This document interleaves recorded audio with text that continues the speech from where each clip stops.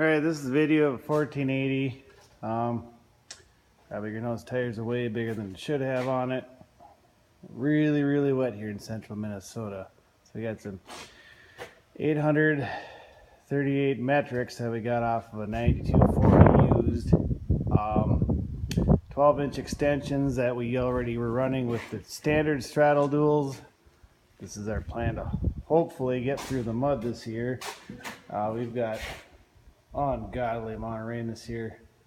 Water standing between pretty much all the rows and the beans. Still not sure this is gonna work, but I thought I'd shoot a video on the tires, how it worked. Works relatively well.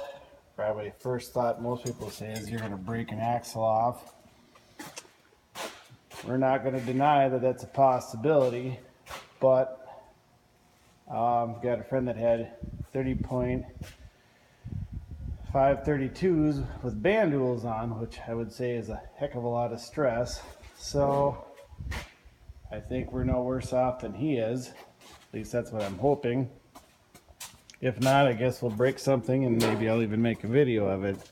So right now we're just down to kind of some final repairs, and I've got to somehow make the ladder clear because originally when 1480s were built, straddle duals really weren't conceived, and definitely not this size. So originally what we had done with the first straddle duals is we had cut one of these blocks right here into a wedge like this, and that worked for the 18.4 38 straddle duals. Now we run into a little more clearance problem, so I'm going to take the second step or second platform runner and re-wedge it to the same, and then we will clear. And then after that, a little bit of fine tuning, and we're praying to God it doesn't rain. Hope you enjoy the video.